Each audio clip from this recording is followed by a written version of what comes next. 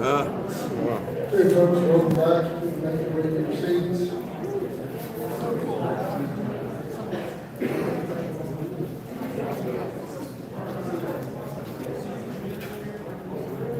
Okay, a couple of housekeeping announcements again. Raffle tickets, make purchases between our presentations. And make sure you drop the red tickets and the tickets in the tubs with the red ticket on top.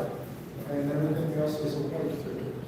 The red especially, you do have to be present to win. It'll be tomorrow at noon, the draw. And there's some photos that we need for some of these as well.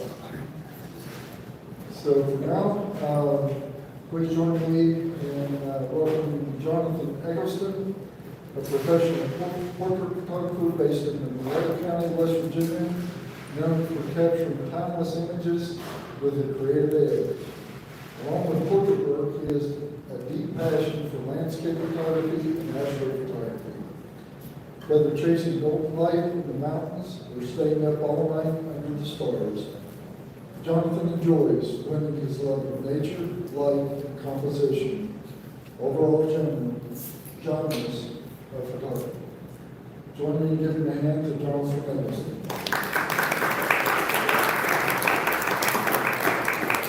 Yay, Jonathan!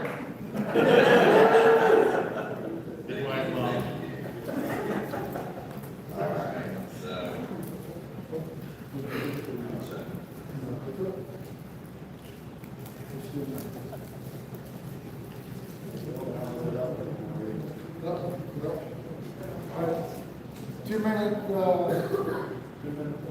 power up.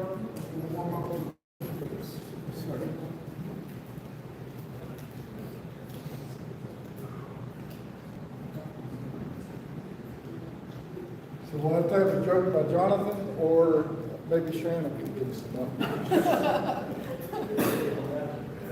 I only have the one. Oh, you have one? Unless you have like the neutron or the particle that loses an electron.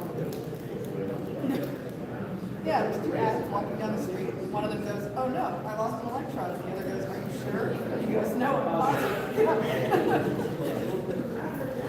Yeah, that's a good one.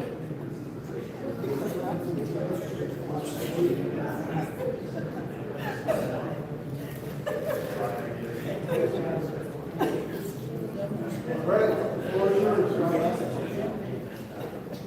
All right, so, hello.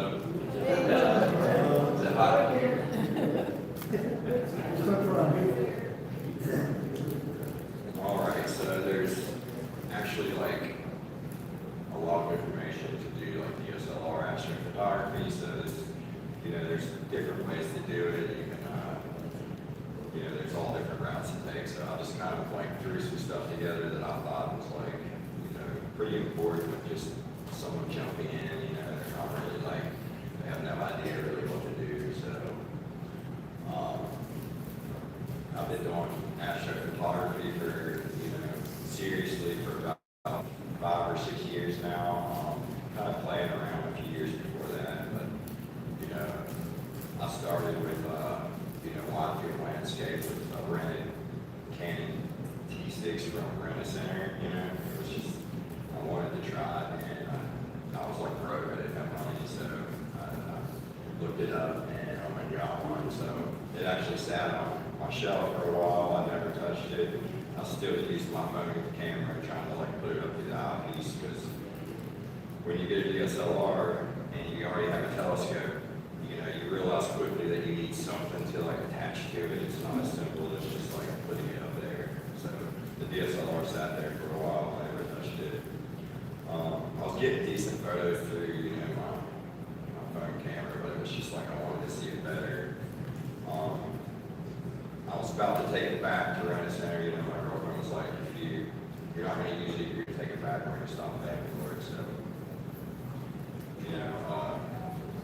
I took it out one more night, just to kind of take some pictures, and I never like tried to just point it at the sky, and I did, like without trying to point it through the telescope, because that's like what I was obsessed over, is like shooting through the telescope for some reason. pointed it up, and I saw like, it looked like a cloud in the sky. My roommate was like, no, that's the Milky Way, you know, and I was like, what? You know, and started looking at it, I'm like, are you serious? You know, so that really kind of like sparked that curiosity, you know, it really got me like looking into like getting serious about it, you know, because if I could do this with a, you know, a $30 rented camera, you know,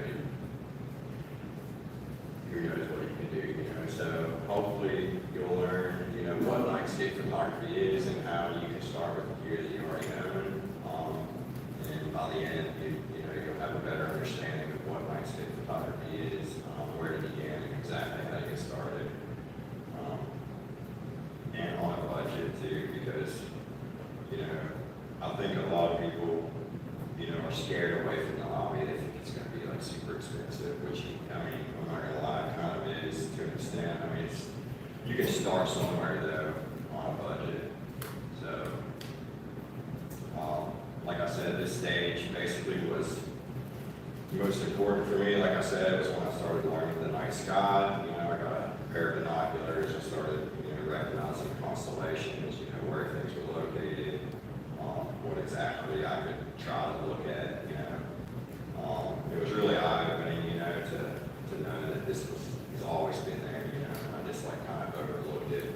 You know, when I first started this, I didn't even know, like, I did, but I had to really think about all the planets in order, you know, I felt really dumb. I was like this adult that didn't know, like, this stuff, you know, and that again, kind of like, I just got obsessed over like space and just learning as much as I could about like where things were at.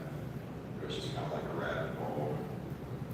A lot of DSLR astrophotography because it's, I mean, nowadays it's cheaper than, you can get a used DSLR for cheaper than a new smartphone. I mean, those are like $1,500.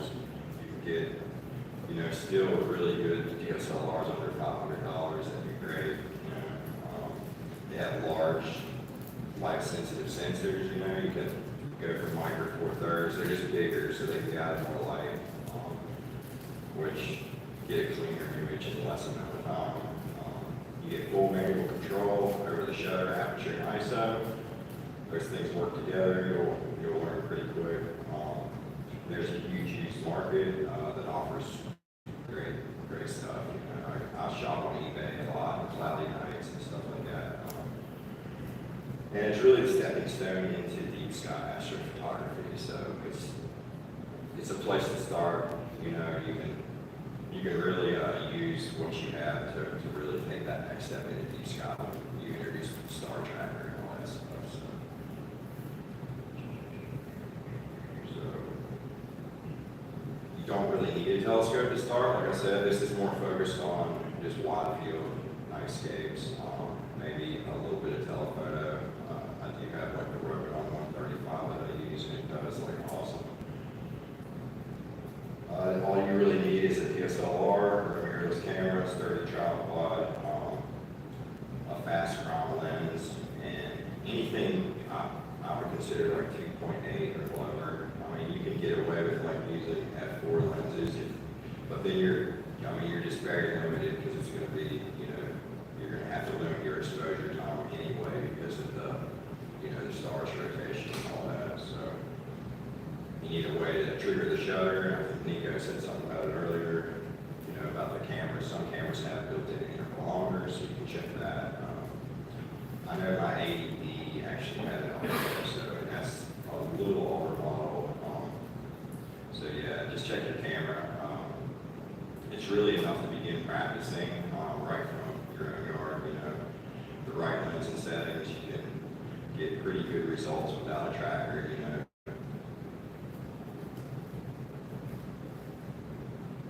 Like Nico said again earlier, like even, you know, 1 to 2 second shots can really add up. You can stack thousands of these short exposures, you know, and really get like something comparable to something that, you know, used to Star Tracker, shorter exposures. A lot of these stack images to reduce noise, and it brings out a lot of those faint details that we can't see. You can get really single exposures, you know, I find myself doing that a lot, just, you know, in a hurry.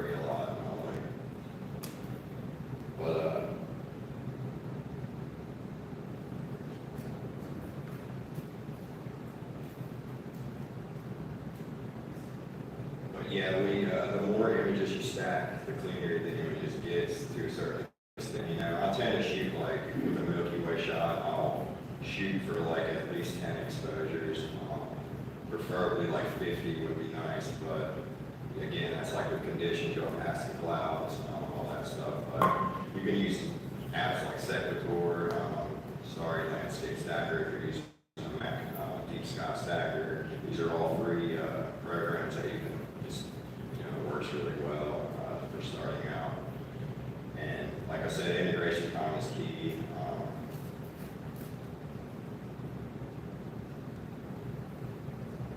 Here are some entry-level DSLR models under $500. We got the Canon T3i, which is, there's tons of tutorials on YouTube using that camera. The same with like the T5i. 60D is like a really popular camera. A lot of people get it. Starting out, it's really cheap. Now you can get one basically for $200. 60 is really good. It's still a really good camera. It's pretty old, but it does great. I know a lot of pros that still use one. You can get that Astro modified too to make it even better.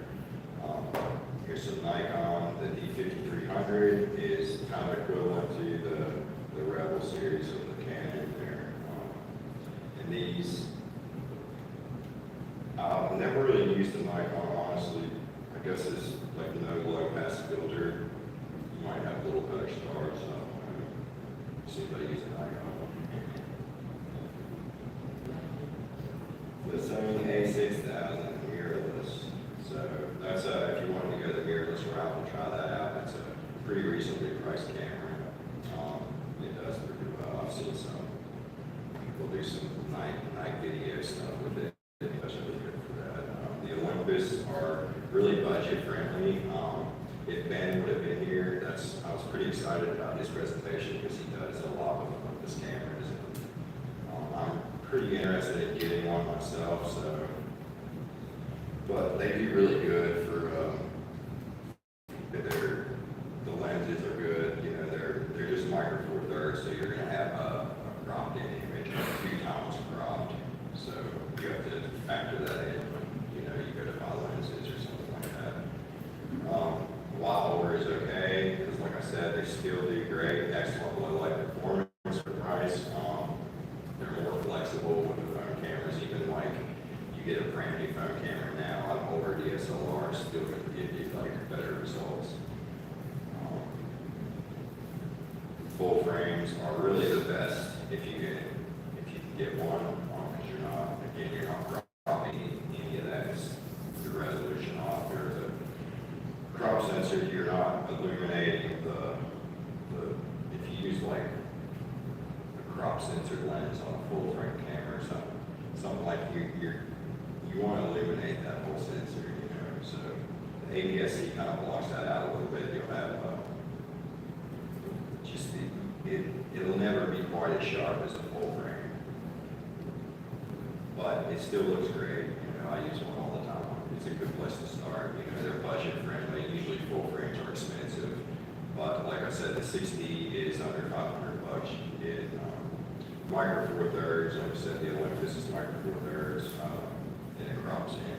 So you're going to have noisier images. You're going to have more loading on stars and stuff like that. And a good rule is the rule of 500 you can use, and this rule really helps you find the maximum exposure time before the stars start to trail. So you can take this formula, your focal length, whatever focal length you're shooting at, divided by the 500 gives you your max exposure time. So like 500 divided by 24 is 20 seconds before trailing. And this is on a full frame sensor. So if you actually have a crop sensor, like the 2 times crop, you have to factor that in. So you would do 24 mil times 1.6 for Canon, and then take that and divide it into 500. And that would give you. But I found on my full frame, I can go at 50 mil, I can go like 6 seconds, 7 seconds before I start to see some trails. high ISOs, you know, you can, if you shoot a lot of pictures, you know, you're going to decrease a lot of that noise that you get with using a high ISO. So just shoot a bunch. There's no reason not to if you got clear skies. You can just keep shooting. Like Dave said last night, I'm just going to keep pushing it. But yeah, just don't forget to factor that crop factor in because it's easy to do.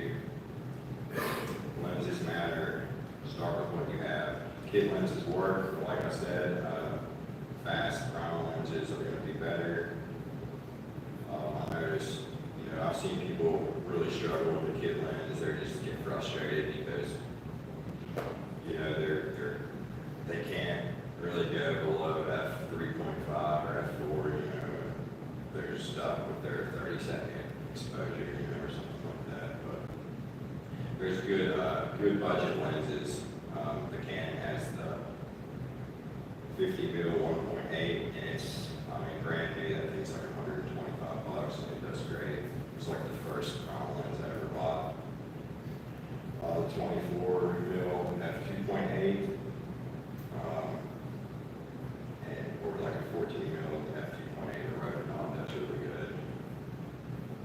Fast aperture means more like hitting your sensor, means shorter exposure time. I do like to stop down my lenses if I can get away with it. If my lens is like f2.8, I'll stop it down to f4 usually. It sharpens up the stars, keeps them from like getting loaded. But if you're on like a static tripod again, you're gonna want to open that lens up. Here's some of the best budget lenses I've found. Just, you know, I have experience with all these lenses really, but the Rokinon 14 mil, like I said, does great. 24 mil Rokinon 35 does great. All these lenses are under $500. The RX 15 mil is pretty equivalent to the Rokinon 14 mil, but it does a little better around the edges. Less distortion on the edges of those. Looks like you were shooting with one of the hours. Yeah. Which one did you use? That was a 15. 15? Yeah, I actually have two. I have the 45 one too that I used. It was like the closer in shots I was getting.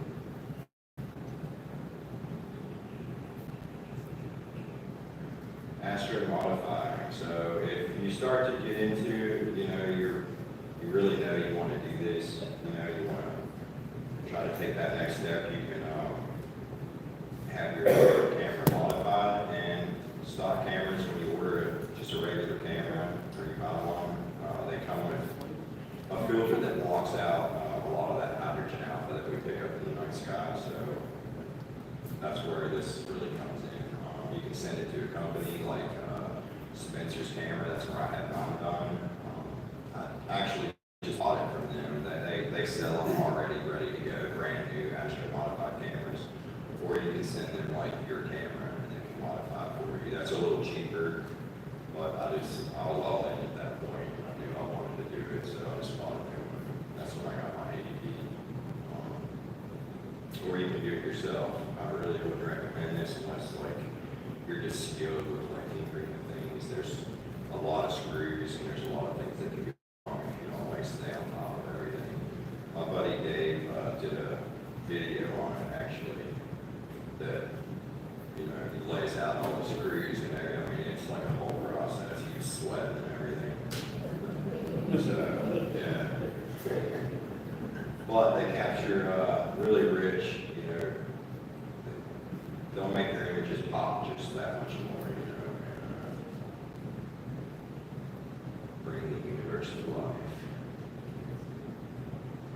So here's some camera settings that work. These are just some basic settings to get you started. Pretty basic. If you're on this, if you're using a static tripod, you can go with the manual mode here on the left. Aperture wide open. If you got a 1.4 lens, you can stop it down to maybe 2.8 to get sharper stars, but you're going to sacrifice a little bit of those, you know, your brightness for that. ISO 1600 to 3200. If you got one of the newer Sony cameras, you can get away with really high ISOs. I'll shoot ISO 6400 a lot on my Sony, and it does look really good at processing. I don't really have a problem with it. Your shutter is going to be based on your rule of 500, whatever your focal length is. Focus, you're going to manual focus, always set to infinity, or you can zoom in like on a distant tree, something bright on the horizon. Use the live view and focus, just focus on a bright star as best you can. If you're at like 14, it's going to be like really hard, like you really got to zoom in and look, open the lens wide open. I was telling Jay that last night, that even my IRX 2.5 lens, I was having like, I really had to look.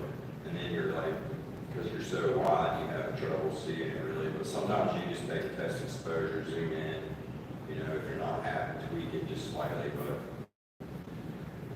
But star tracker, you can use ISO 800 to 1600 to start with your aperture f4 at 5.6, and just bump that shutter up to like 1 to 3 minutes, and the difference you'll see from a 30-second exposure and like a 3-minute exposure is just like amazing. Things really start to come out then. But you've got to watch that f-stop too. If you're shooting wide open at a 3-minute exposure, you're going to blow the image there. So f4 is pretty good. Like that's usually what I shoot at on the tracker. With my 1.8 lenses or even 2.8 lenses. Shooting raw. Always remember to shoot raw. This gives you maximum flexibility. And learn your histogram. It's super easy to fall into these bad habits of just like looking at the back of your camera and like being like, oh, that's too bright. You change stuff. Oh, that looks perfect. When you get it back on the computer, it's just like, you're like, I should have went with the first one, because I've done it like countless times. Just get in the habit of checking that histogram, because it'll really save you just the histogram, not your eyes. If you look, you can see all the way on the left, or the top underexposed. That's when your histogram's all the way hugged up against there. There's no gap in that left side at all. It's difficult to recover in post-processing. It results in overly noisy photographs. Just avoid underexposing at all costs. Like I said, if it looks too bright, pull out the histogram. If it says go too down to the neutral exposure, that's about what you're looking for. And a night image, you're going to have more like exposed to the left here in most cases. But if you can get it like neutral there, that's like the best. But you're going to have to go exposed to the right. They say a lot of like just regular photography, if you expose to the right, you retain a lot better color. You can pull like more color out of the image, but this doesn't really retain. I guess you wouldn't really want it exposed to the right at all in astrophotography. Over all the way to the right, it's basically going to be like a white looking image. Common histogram faults. Like I said, it's all the way hugged up against the left side here. You made the background too dark, losing important data. Or you can click your white point here. Oversaturation of the highlights, you just float stars basically and lose their color, including color in brighter regions. Like I said, if you can expose to the right without clipping or without blowing your highlights, that's supposedly the best. Combing, missing data, insufficient dynamic range to make the stretch. So if you start stretching and you start seeing this combing thing, that means you're doing too much. Back it off. Just darken it back down. And here is pretty much like on the left is like a perfect exposure. Basically, you have a good gap on the left-hand side here and on the right side. That's basically what you want. And that's at a blue hour shoot. It's a lot harder to get your histogram like this in pitch dark unless you're like doing some kind of light painting or low level, like kind of glow, city glow, something on the landscape. If you're in like dark skies like here, I mean, you're going to do three-minute exposure before you see something like this. Like I said, pay attention when in doubt, check your histogram. And if you really know you want to do this, you can look into getting the star tracker. They really changed the game. They compensate for the stars rotating. So this allows you for longer exposures, which was less noise, lower ISOs, stop down lenses, equal sharper stars. Some popular budget trackers, Skywatcher, Star Adventurer. I saw one last night, or I think Bill's got one. Mine is this red one here, and that's the Altron Skyguider Pro. It's a little outdated, but it still does like good for me. I am like kind of looking into getting a new move shoot move tracker, but the move shoot move is just more compact. For the kind of style of run gun, like nightscape stuff I do, that thing kind of gets, it gets bulky trying to lug it around a lot, but it does great. I've loved it. I watched a tutorial from Astro Backyard, and it's like I had to get it. And that's really what got me, and that was the first kind of like mount I ever got. That thing's like 10 years old or something, 8 years old. Sitting there, it's like 7 years old. Oh, and we got that OG Star Tracker too. That thing's pretty cool. That's yours, Will, right? So there's different types of nightscape photography. A few different styles you can try. And these are just three that I threw together. It's blue hour blends. Basically, you shoot your foreground at dusk, and then, like basically I said, use that residual light from sunset. You know, that blue glow. Even when it starts looking like really dark, you can still pull a lot of that like color back on a longer exposure. Then you blend that in with you just leave your tripod there and come like once it gets really dark, take your sky exposure. True astrophotography is what I call it, which is just shooting your sky in the foreground, taking at night. You just go out, you're winging it. You're living dangerous. Or composites. You can do sky and foreground taken separately, often from different locations or times, then blended together. This is more artistic. It really requires like a lot of practice to kind of get it looking right. You know, if you shot the sky a different night or something, and really this would be something I would use in certain situations. Like somebody hired me to do a portrait and they wanted something with the Milky Way, to do something like that. Just keep in mind, you start like creating fake images, like people are going to call you out on it. And then, yeah. So you don't want to do that. Just stay true, you know, you can do a composite where you shoot your sky, there's a tree in your painting. You got a big tree in the foreground, you know. Instead of trying to shoot a track sky with that, you just step to the right a few steps, shoot your sky without the tree there. You can blend those together. That's what, you know, that's a form of composite. I would consider composite blend. And you can use the moonlight to really kind of help illuminate foregrounds. But again, it's really easy to like make it too bright. I found like I'm doing it like 30% is like really good. You get awesome like illuminated landscapes. Or you can light paint basically at night, which I like to do this sometimes. You know, you can light paint with just a simple flashlight, play around with that. I've gotten really good results with that. I know a lot of people who have. You can do stage lighting using synchronized flash, which I'm kind of playing around with that right now. It's, you know, it takes practice and stuff. I'm still like, I'm not anywhere too, using light panels kind of placed throughout the composition. This is another kind of like intermediate advanced. It just takes practice, you know, placing them in the right place. You can get a more natural looking image with really low level light, you know. I got some other resources at the end I'll show you that you guys can look up for some tutorials on light painting that are really good. Just get creative. You can when you're doing light painting, keep your camera on the tripod. Don't move it between shots.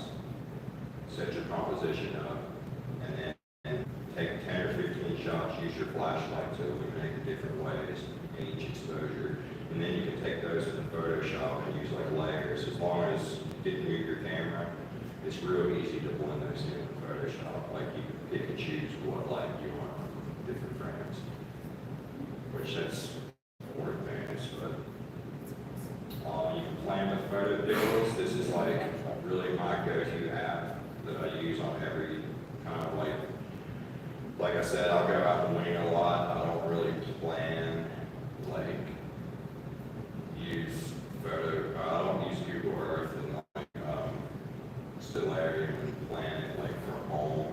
I always just go to the place and I'll like scout out my composition. And then I'll use photo builds in that way.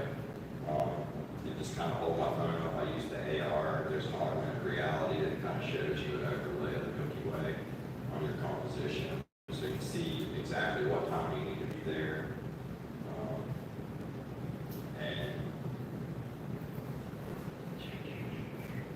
yeah, just kind of like you want to find interesting things to place in your foregrounds. You know, practice with that too. Don't just go point your camera at the sky. You know, keep in mind too that the composition kind of helps the sky too. You get a good composition with the sky, it really makes a good image. You know. Check your moon phase or onset times. That's good with photo builds. It does all this stuff.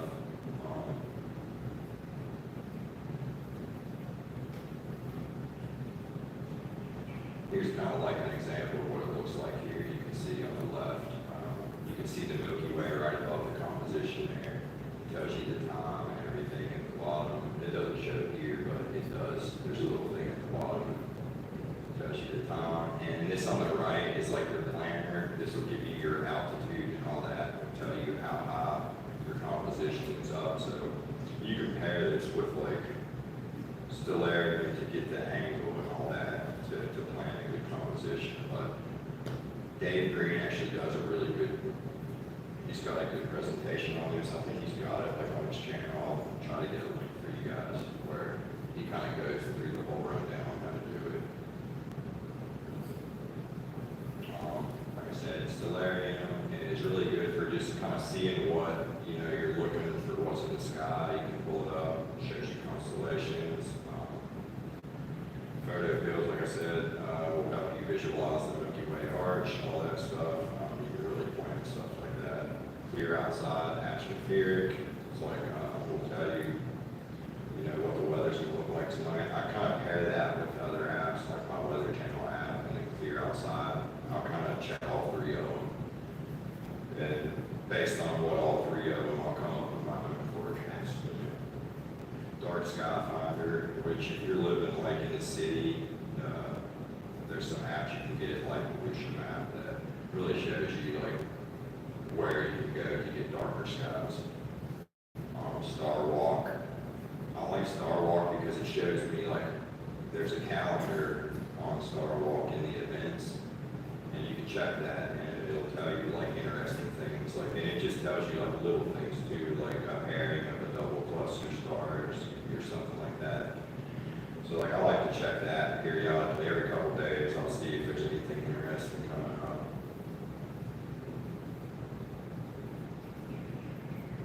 So the workflow kind of use most of the time is for stacking. It's just Ecuador for my landscape stuff. It's just easy and it's fast. And it does good. It's got a feature on there where you can mask out your foreground and keep it from getting blurry on you.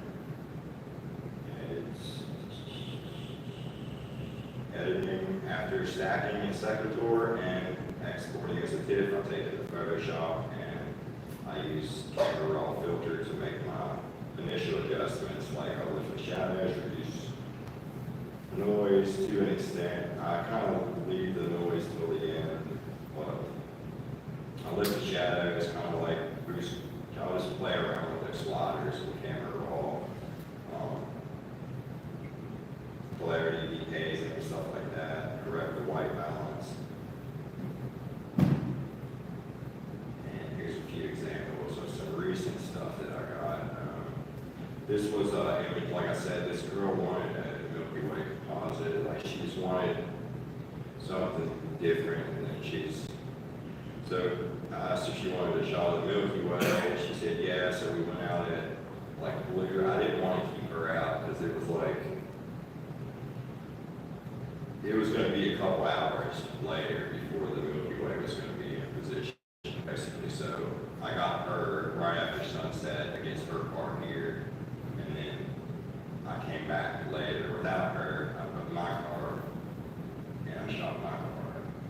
And I blended it together to create the one in the middle there. And it was just me playing around. I don't know. But she knows, I told her the whole process of what I was doing. It wasn't like I was trying to deceive anybody. And Nightscape Blend, this is one I got recently at the Scenic Highway. And this was just with a stock camera, my second camera. I shot, I think this is a single foreground shot with maybe 6 or 7 sky shots stacked together. But you can play around and figure out, like, you'll come up with your own thing that you do. But I'll actually jump over real quick into Secretary and just show you guys, like, how easy it is to stack in there real quick. Jump out in here.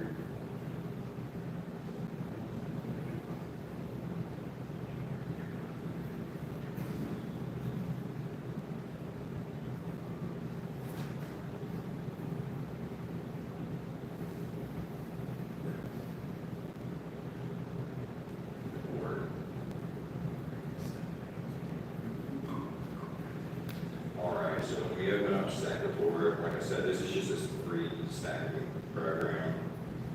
It's really easy to use. See up here at the left corner, it says star images. This is where you would like choose your star images. So, let's do this.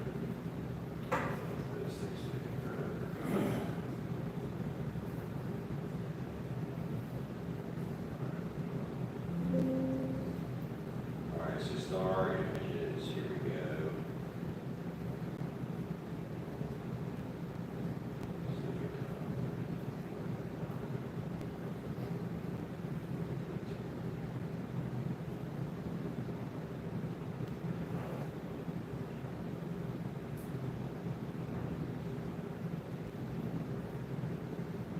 Alright, so this is like 6 exposures at 30 seconds, ISO 6400. And these were track exposures.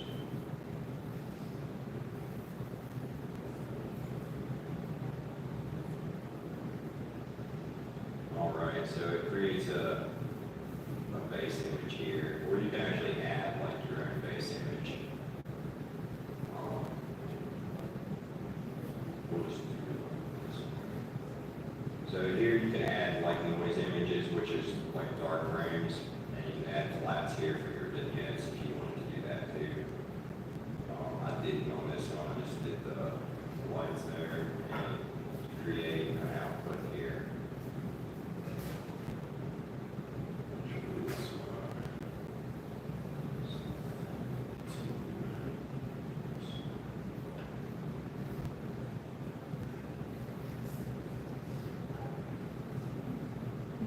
You just create your output folder here, composition, align stars, accumulation, sky region.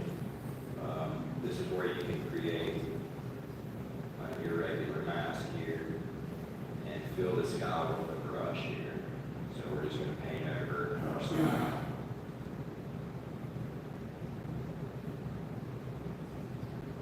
And it doesn't have to be perfect.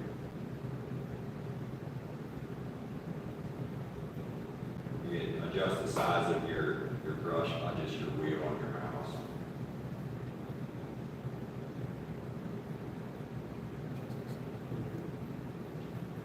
Alright. High dynamic range, I usually turn this on. Remove dynamic noise, on. Reduce distortion effects, on. And the changes to tally here, is it suitable for telescope or for simple distortion due to lens? More complex is like for super wide angle, which we'll just do the telly here. And I don't really mess with any of these other reduced light pollution. I don't do any of that because I'd rather do that myself. And then we just click start. And you'll see it only take it a few seconds here.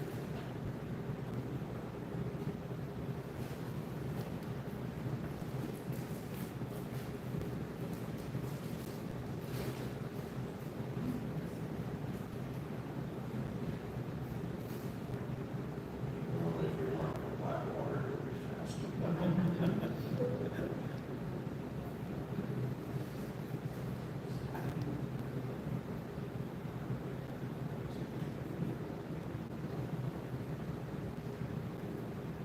Gives you a time remaining and everything, look at that.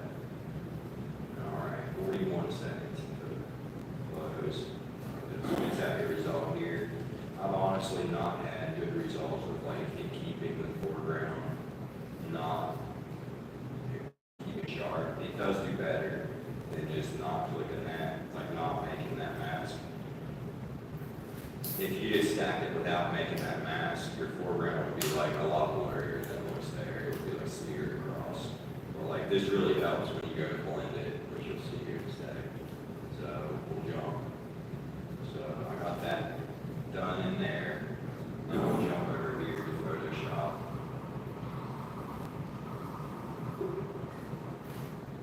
And here was the foreground.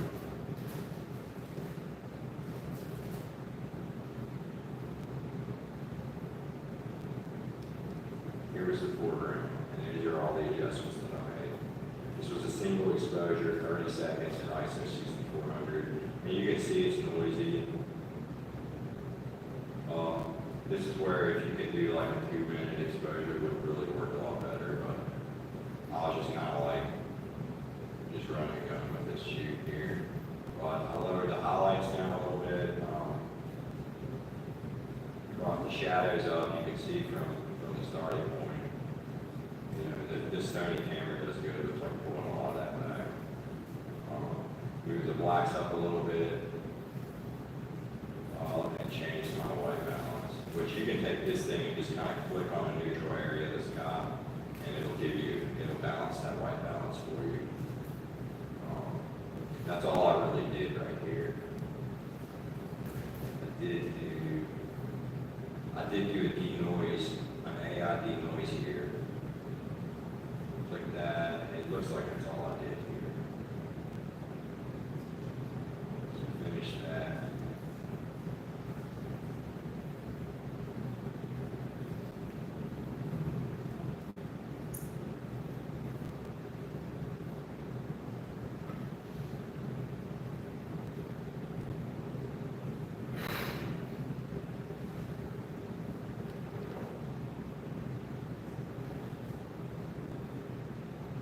So here's this one with the blurry sky, you see? And now we'll open up our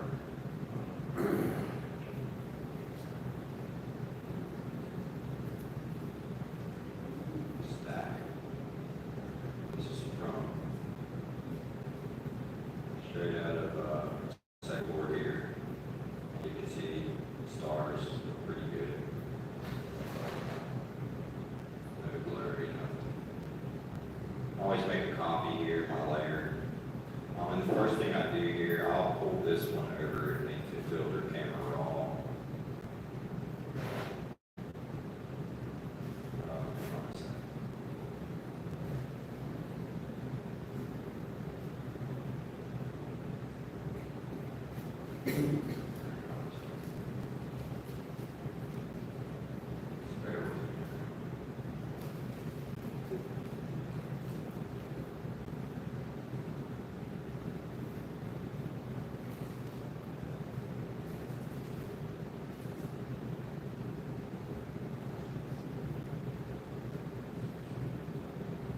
I'm just going to copy these settings, so I don't have to do all that.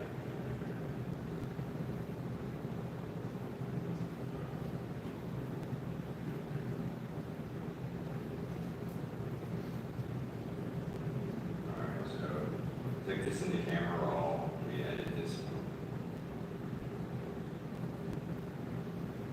Same way, the same settings. You can see our foreground is blurry, but the sky looks good.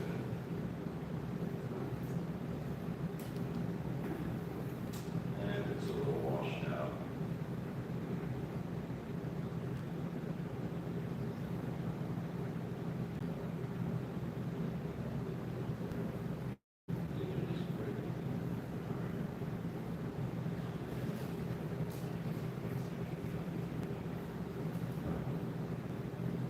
Alright, so we got our sky here. Our foreground. What I'll do with this image. Alright. I'm supposed to put this. Control A, Control C to copy. We're just gonna paste this right on top.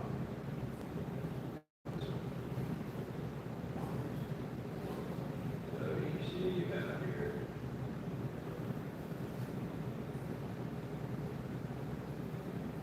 Your sky, or your foreground off over top of your sky.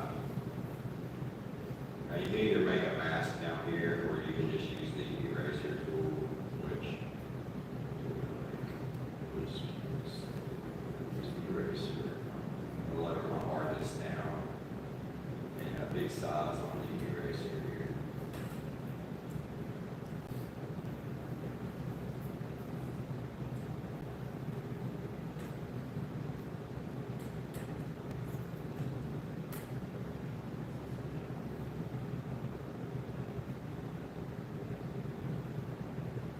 See, I got lucky with these clouds here because I don't really have to come down all the way to it.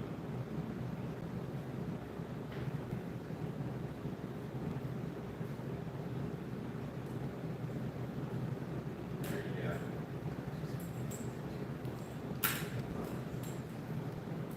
Sky and foreground blended together. I think I'd be happy with that.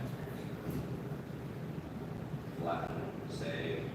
This is where you can really add your creative touch. You can take it back into camera raw, do some stuff like like saturation. I'd probably do some more de-hazing on this a little bit. I'll actually show you my final result here.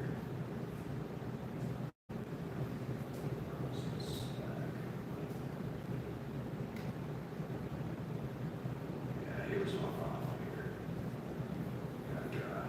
Kind of took it back in, polished it up a little bit. But I mean, it's still a little noisy. I could have probably cleaned it up a little more with a longer exposure, but I mean, I'm pretty happy with that, really.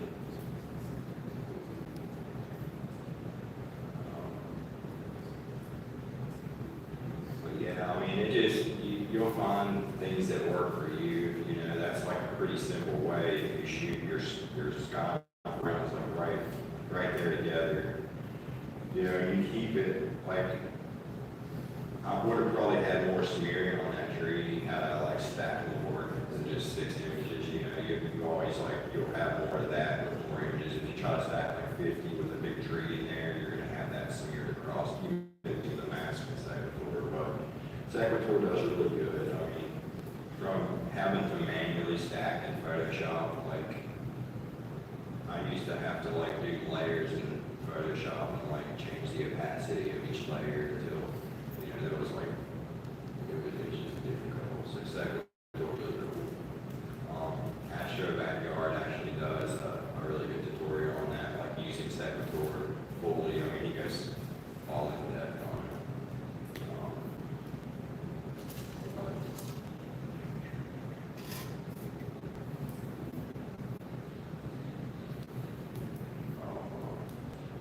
Actually wanted to also show you guys one. Maybe we can do one real quick here.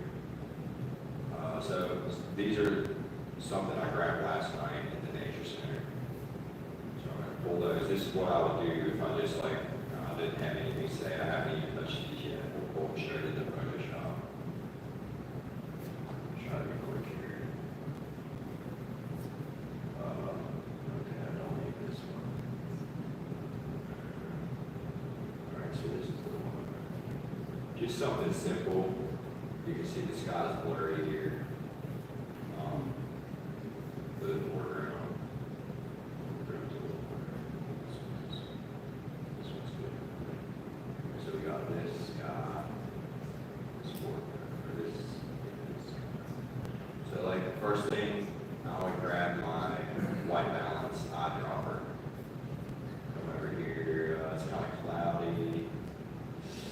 But look on there. That kind of like gives you just a rough white balance. It's good enough for this here. So when you're going like this, you want to process your foreground, and everything you do, you want to save all those settings. So we'll raise the shadows a little bit here.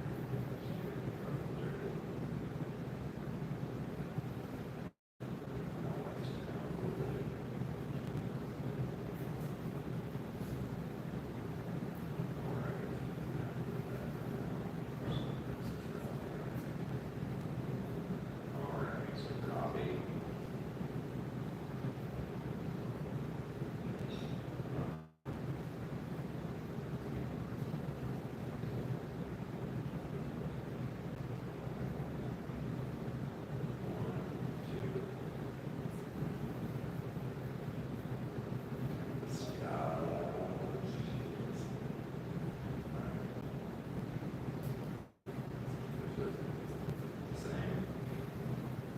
And this is just another, like, this is just a single exposure of black. So we pull into Photoshop after doing those basic adjustments like that. I found less is like more sometimes, like just, I try not to like, I think if something looks good, I'll pull it back just a little bit. I've learned like, is that I'm always happier. Alright, so we take our foreground here. Take our sky, Control A, Control C, jump back to our foreground. Control B to paste it. This one actually moved slightly. Just a little bit.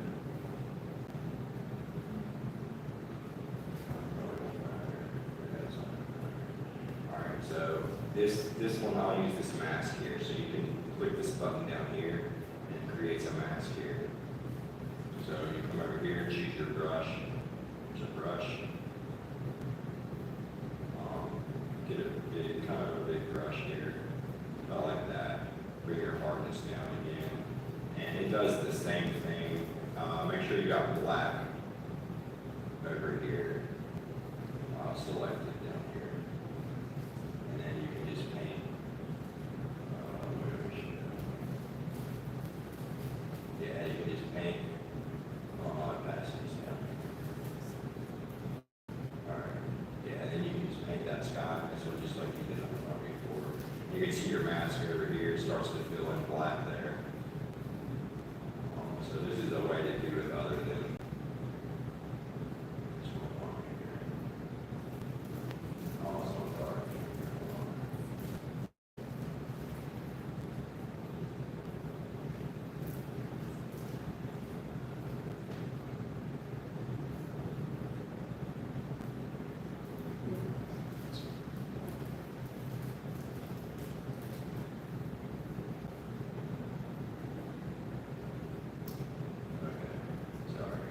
make sure the white's selected over here. Alright. Let's go there. And then you just paint that sky right in there.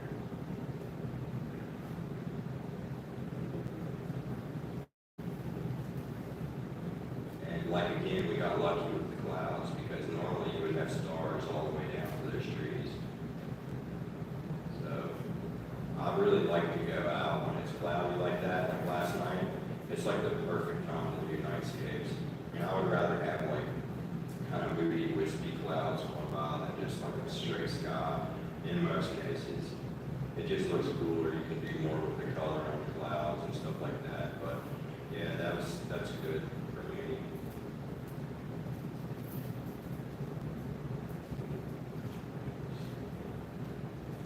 And then we just layer flatten. And then again, this is where you can take it into Photoshop and do, or take it in.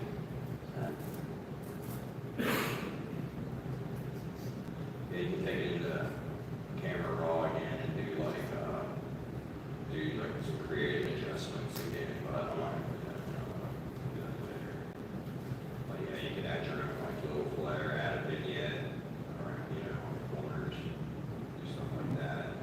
You just get creative. Don't be afraid to like play around with these sliders in here. Like for a long time, I was like, you just feel like you're afraid to do stuff in there for some reason, or I did. Until this like one day I was like, I'm just gonna go crazy. But, all right. How do we get rid of that airplane?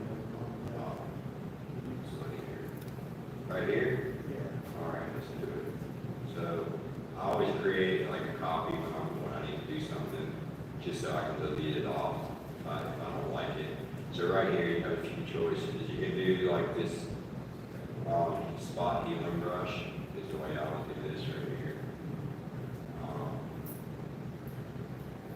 Look at that.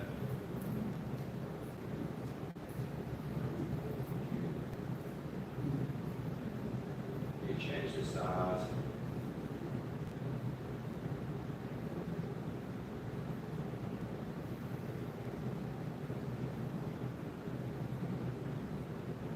If it's all track on there.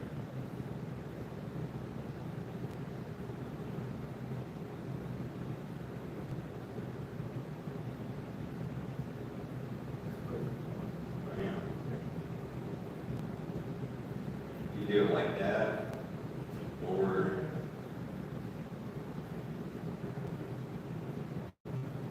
check this out. This is pretty. If it'll let me do it here, I don't know. The internet's kind of bad, but there's this new. Or take your lasso tool and make a circle around it. But I wouldn't go through the tree here because the way I'm doing it here. Just go around it, do a generative fill,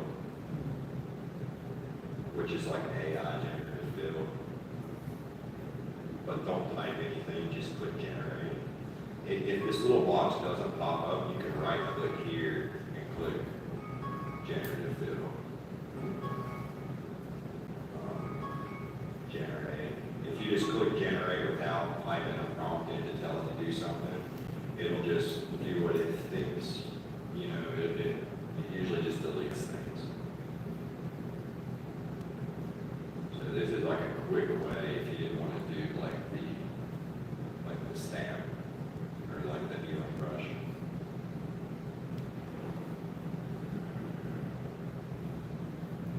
It just takes longer, like something like that, the healing brush would probably be the way I'd go. But like something like this, like a long power line all the way across the image or something like something distracting, you can use it for that. It usually does this. Look at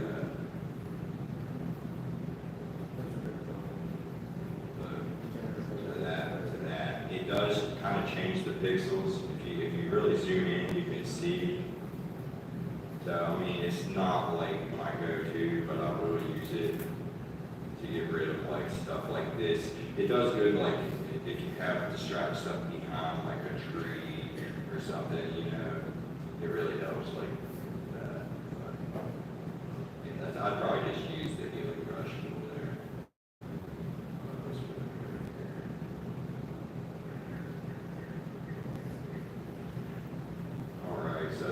basically, workflow recap, I'll scout out my location, like, if I want to go to Seneca Rocks or something, I'll just, you know, a place that I've never been, say, I would go there first, scout it out, spend the day. You know, if I was going to meet somebody there, we were shooting at night, I would definitely arrive like a couple hours before sunset, so you guys can kind of spend some time looking around.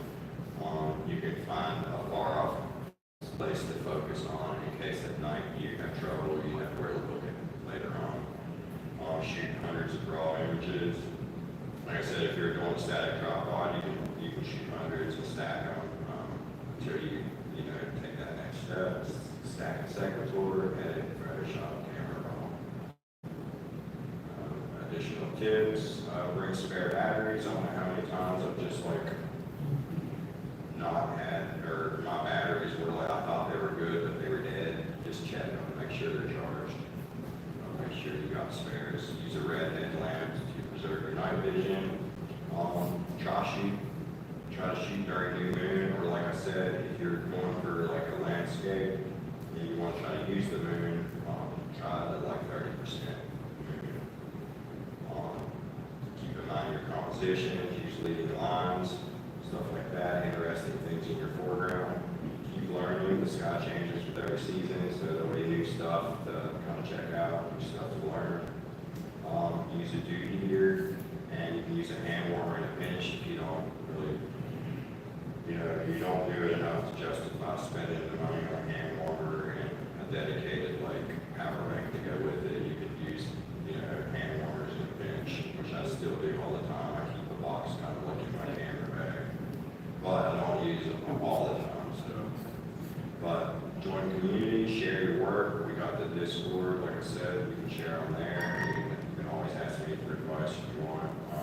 This little thing down here in the left-hand corner is the Z plate, and it's a move shoot movie with Alan Wallace, and he designed this with them to allow your camera to stay level during track exposures or track panoramas and stuff like that. So you don't have this ball head on the front of the tracker. You actually have a plate you set your ball head on top of. And I've used one for years now, and I couldn't imagine not having it. Final thoughts: astrophotography is more than just capturing the stars. It's about connecting to the sky, to the planet, to other people. You know, you'll find in this hobby you'll meet people that if you didn't meet them in this hobby, you would never think you guys would be friends outside of here. You know, but when you guys come together and talk about, you know, your love for space, it's like it just kind of you form friendships and those connections. You know, what started with me with a rented Canon Rebel camera from Rental Center, it really just turned into this, you know, path that I never expected. Really, you can begin the same way, really, with just what you have. If you have a cell phone, use it. If you want to try to rent a camera, you can do that. You know, money's no longer an excuse because, you know, we have smart scopes like this now. We have the WDAA. You can kind of get involved with us. Use our equipment. You know, if you need to, just reach out. Take your time. The stars aren't going anywhere. That's a big mistake I used to make. You know, in my earlier days, I was like just so like excited to try something, to get to the next thing. You know, just take your time, go slow, and you'll really appreciate it more. Here's some other resources for you.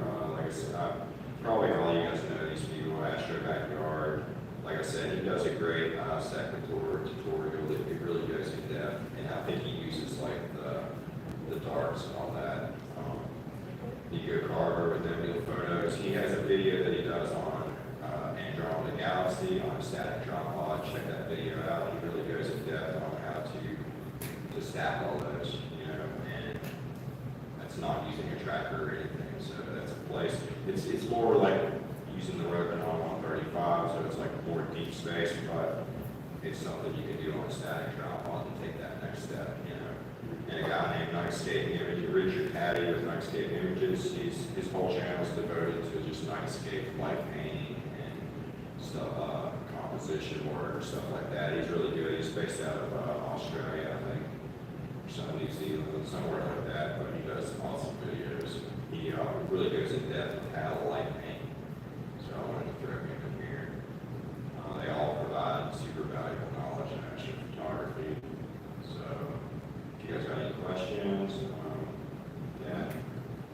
That's about it.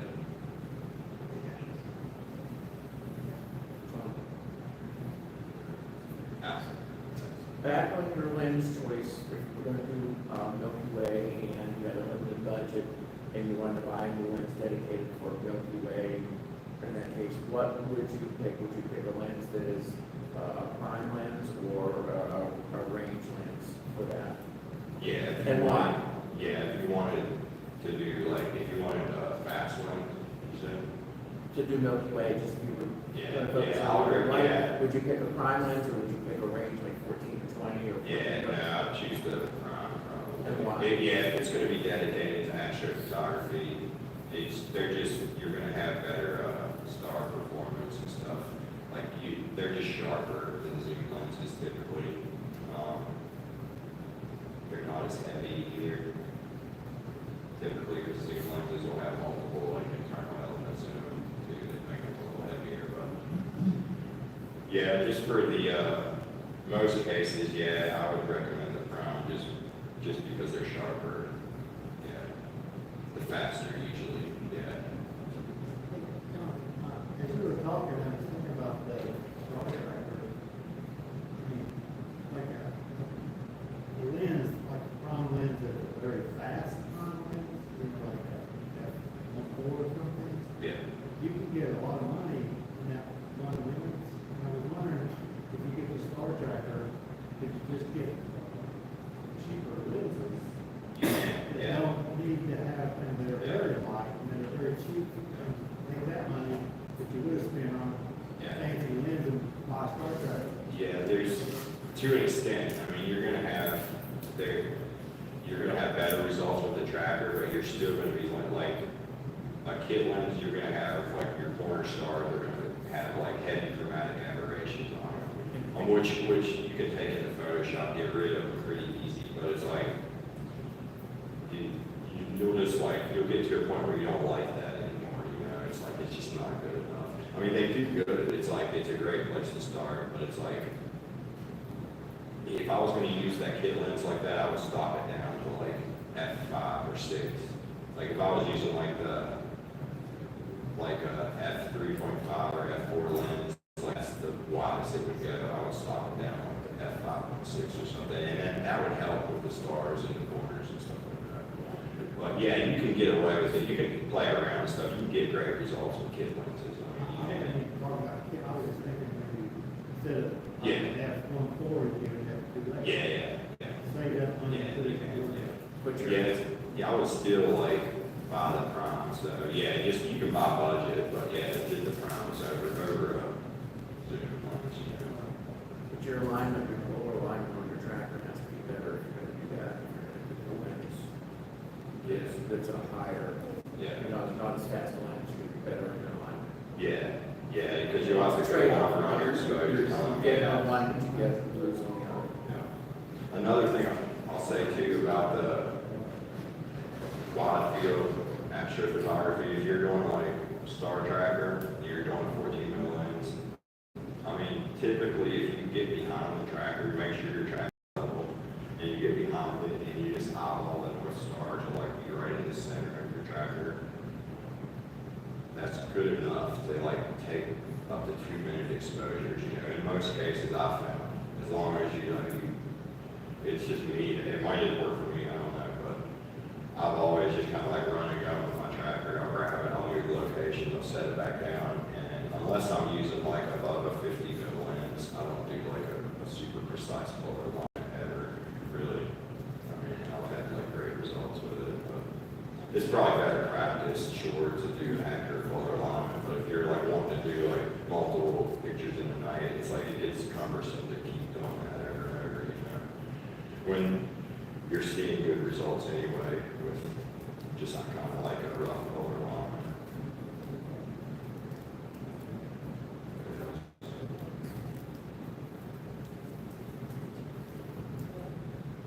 All right.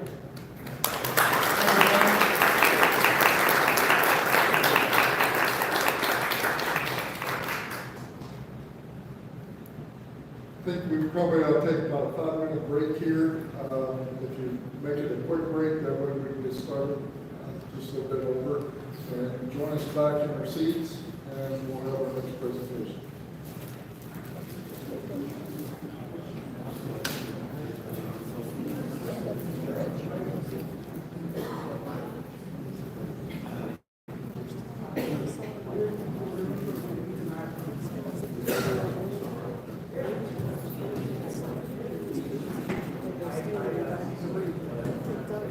Yeah. Yeah. I'm like, man's my story.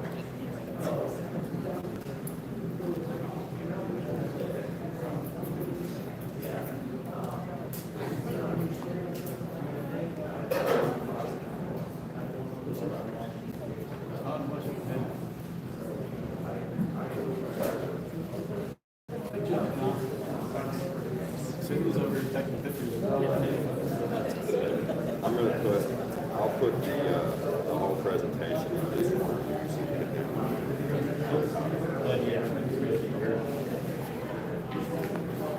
Thank you.